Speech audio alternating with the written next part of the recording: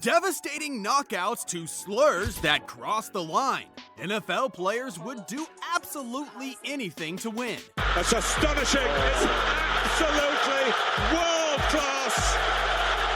Even if it means paying crazy fines or literally injuring another player for life.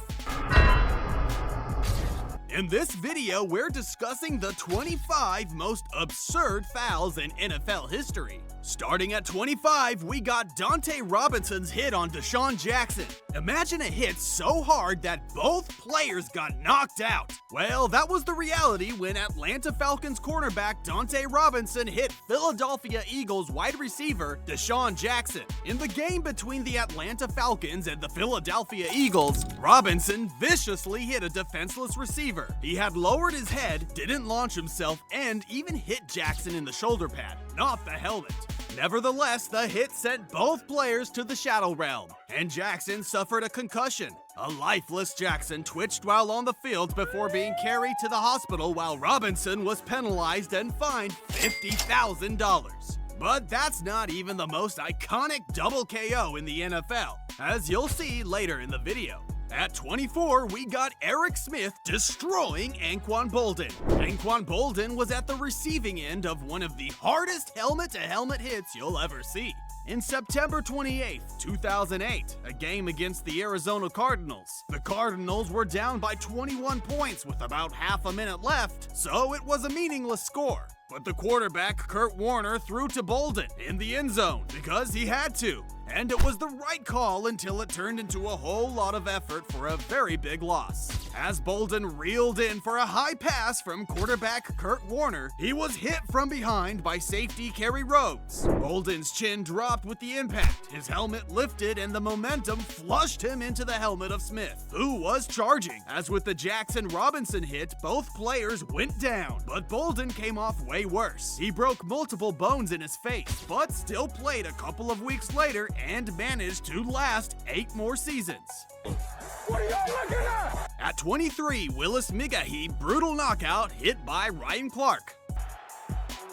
For decades, the Pittsburgh Steelers had been known as a hard-nosed football team that ran right through their opponents if they had the opportunity. During the 2009 AFC Championship game between the Steelers and the Ravens, they maintained their reputation. Like the Steelers' defensive back almost caught a body. With 3 minutes and 39 seconds left to play, Ravens running back Willis Migahi caught a pass from Joe Flacco, and in an instant later, Ryan Clark delivered a vicious hit that put him on a stretcher. He was carted off the field, and Clark also hurt himself from the collision. That was no doubt one of the scariest hits ever. Coming at 22, Mo Lewis knocks out Drew Bledsoe. This hit was so violent that it had a massive effect on the future of the NFL and the New England franchise for decades. On September 23, 2001, the Jets led the Patriots 10-3 in the fourth quarter of a game at New England. Patriots Bledsoe took the snap and scrambled out of the pocket toward the right sideline, where he was crushed by Mo Lewis out of bounds. Bledsoe was slow to get up and was put in an ambulance. He had suffered fatal internal bleeding.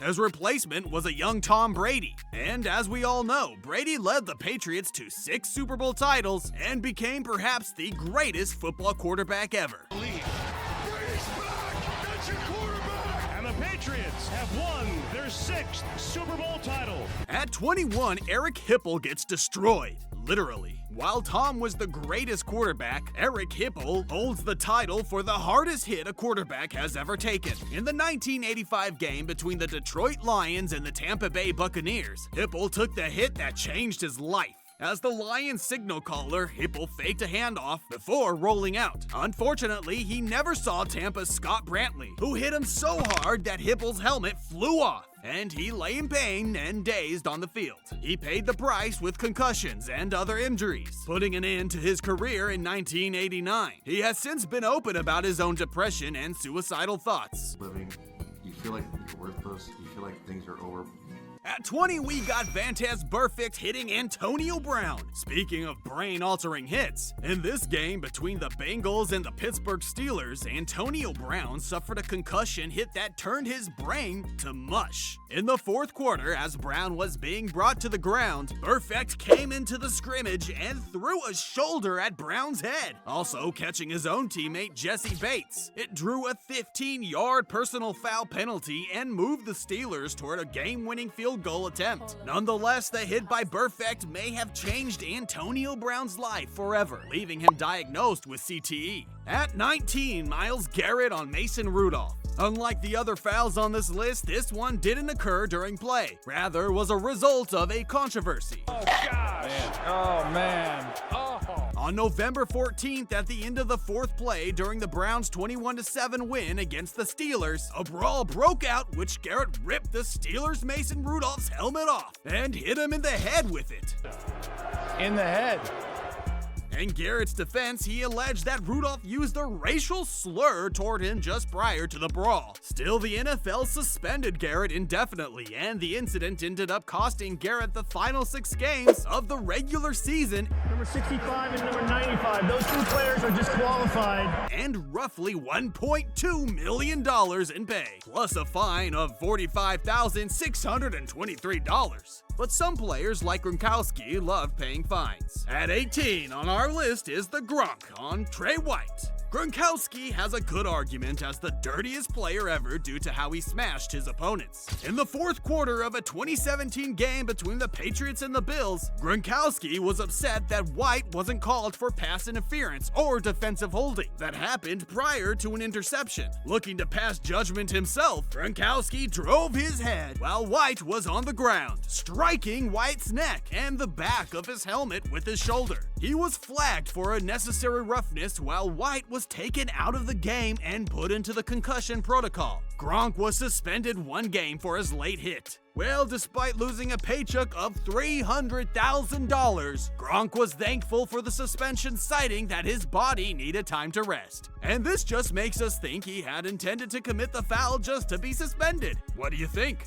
At 17, we got Sue Indomitian versus Even Dietrich Smith. Intentional or not, Sue was one guy who didn't need any reason to harass his opponents. He is perhaps most remembered for his criminal stomp of Packers offensive lineman Even Dietrich Smith on Thanksgiving Day in 2011. As the two tangled on the field, Sue pressed Dietrich Smith's helmet into the turf 4 times, then stomped on his right arm. He was suspended 2 games, and his excuse was that he was trying to remove himself from the situation. Well, he did. He removed himself from 2 games. Number 90 is disqualified. Or seeing what they want to interpret it, but I know what I did, and the man upstairs knows what I did. At 15, we got Romanowski breaking Kerry Collins' jaw. Romanowski is one of the most ferocious defensive players of all time, and his catalog of brutal hits speaks for themselves. In the second quarter of an expedition game against the Panthers, Collins had just thrown a pass to tight end Wesley Walls when Romanowski came in, unblocked, and slammed into Collins. Romanowski's helmet caught Collins in the jaw, sending him to the turf.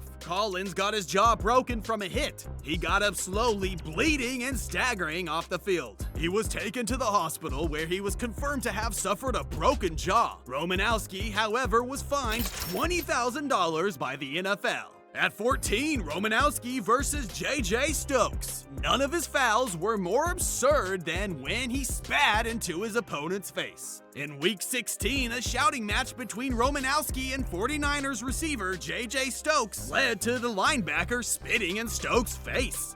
The matter became an immediate hot topic around the league. It was reviewed and Romanowski was fined $7,500.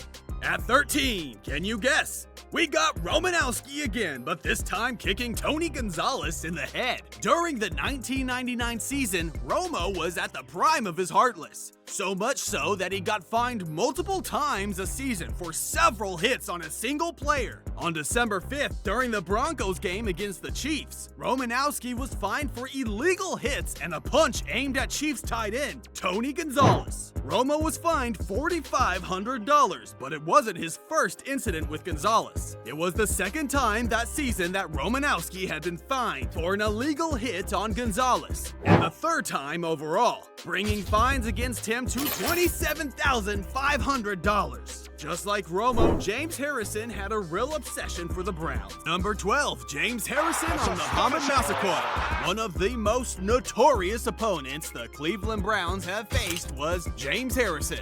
He had been fined several hits against players from the Browns. However, he had more in him and got handed the heaviest of his fines after the vicious helmet-to-helmet hit on Browns receiver Muhammad Massaquoi. But to Harrison, he was only going 50%. Listen, on everything I love on my daddy's grave, I hit that man with about 50% of what I had. And I just hit him because I wanted him to let loose of the ball. If I had known they were gonna fine me $75,000, I would have tried to kill him. Dude, how you gonna find me something for the dude? Oh, listen. Everything I love on my daddy's grave, I hit that man with about max 50% of what I had, and I just hit him because I wanted him to let loose of the ball. If I had knew they was gonna fine me $75,000, I would have tried to kill him. At number 11, we got Joe Mays hit on Matt Schwab. Joe Mays wanted to win the ball so hard that he took a part of Schwab's ear with it. In the third quarter of Houston's 31-25 win over the Broncos, Mays' helmet-to-helmet hit knocked off Schwab's helmet and took a piece of his ear with it. This illegal hit would cost Joe Mays 1 game and a $50,000 fine. And the linebacker's history of rough tackling likely played a part. Mays later apologized for hurting Schwab and added that he was just someone who played fast. However, Schwab proved his toughness by missing just 1 play before returning to the game. Yeah, I felt fine. I lost a piece of my ear. I was bleeding, and my helmet also had to come out for a play. But sometimes the dirtiest plays come from the cleanest players. Starting our top 10, we got Ryan Clark hit on Wes Welker. Clark isn't known as a dirty player. However, he completely took out Ryan Clark with this hit. Late in the third quarter, Matt Castle's pass was tipped and went by Welker, who didn't see an onrushing Clark. The two collided and Welker was laid out. He was on the ground shortly before going to the sideline, missing the rest of the game. The hit, however, wouldn't have been a penalty had Clark not left his feet. But that's easier said than done.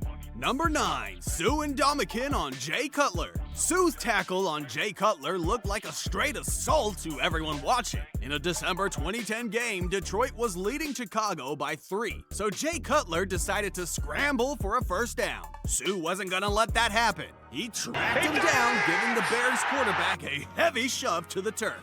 Almost immediately, Sue was flagged for unnecessary roughness, and the NFL weighed in later with a $15,000 fine. At first, the referee thought Sue hit him with the forearm to the back. However, upon replay, Sue just straight manhandled him. But even the GOATs get manhandled sometimes. At number 8, we got London Fletcher on Tom Brady.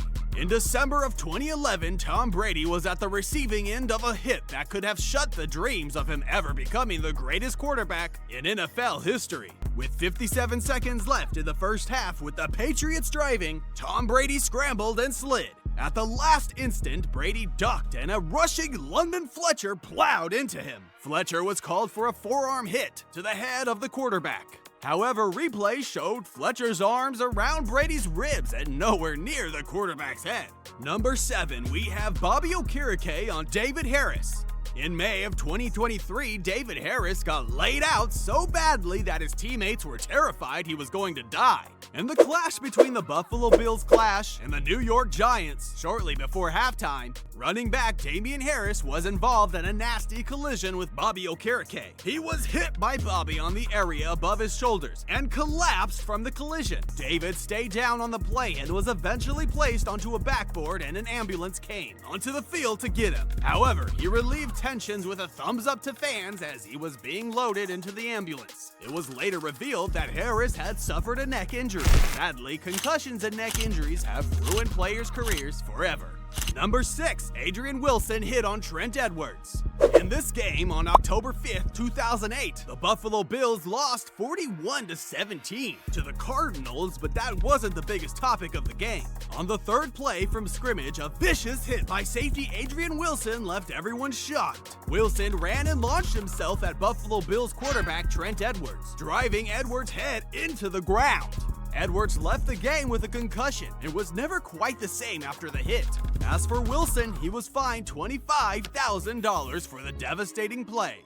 So starting our top 5, we got Rodney Harrison hit on Jerry Rice. During his career, Rodney Harrison was used to dealing out punishing hits and didn't mind ramming his helmet into opponents' face masks at incredible speeds. During the first quarter of San Diego's 27-21 overtime win over the Raiders, Harrison misused his helmet in a hit on Oakland Raiders receiver Jerry Rice, who was trying to reach an incomplete pass at the Chargers' 9-yard line. Harrison was suspended without pay for 1 game. He had also been guilty of 2 illegal hits that season, beginning with the spearing of Priest Holmes that attracted a $12,500 fine.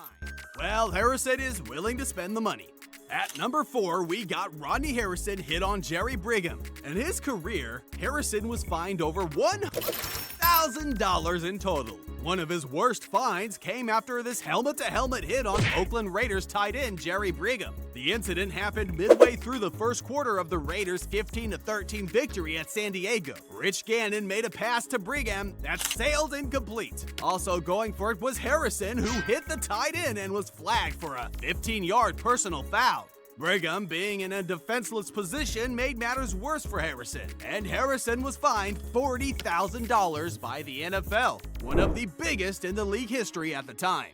Our top 3 is the Hines Ward hit on Keith Rivers. Hines Ward is known as one of the league's toughest blockers, but this time in Week 7 of the October 2018 game between the Pittsburgh Steelers, Hines Ward took things a bit too far. On the 4th play of Pittsburgh's 38-10 victory over the Bengals, Hines knocked Rivers down with a straight-up hit. Rivers stayed down on the field for several minutes, after which he walked off without assistance. However, tests found that he had fractured his jaw. Hines wasn't penalized for the block, but was fined $15,000 by the league for scoring non-penalized hits on consecutive weeks. A badge of honor to him for sure, but that was nowhere as crazy as when Charles Martin took on the Bears offense himself. Our runner-up spot is the time Green Bay Packers' Charles Martin ruined Bears starting QB Jim McMahon's shoulder in 1986. On November 23, 1986, Charles Martin took to the field, wearing a hit list towel displaying the numbers of 3 Bears offensive stars, of which quarterback Jim McMahon was among. Well, Martin set a dirty record in that game. In the second quarter of the 12-10 victory, after Packers safely intercepted a pass from McMahon, Martin grabbed McMahon from behind and body slammed him to the ground. He was ejected for the personal foul, and up to that point in league history, no player had ever been thrown out of a game for anything but a fight. This incident enacted a change in league rules, and language was incorporated to allow player ejections for stuffing. And our top 1, we got Romanowski hit on David McGarrett. The most absurd foul also happens to be the most petty. Romo, while playing middle linebacker for the Broncos and the Raiders, set a reputation as one of the dirtiest players of all time. During a playoff game against the New York Giants at the bottom of a pileup, Romanowski once grabbed running back Dave McGarrett's finger, pulled it back, and broke it. Is everyone You going brought for a out David Maggott. Oh, yeah. There was a time I was trying to rip a ball out of his hand. Yeah. All I got was a finger, and I cracked it like a chicken bone. If you like this video, subscribe to our channel. Don't forget to like and comment.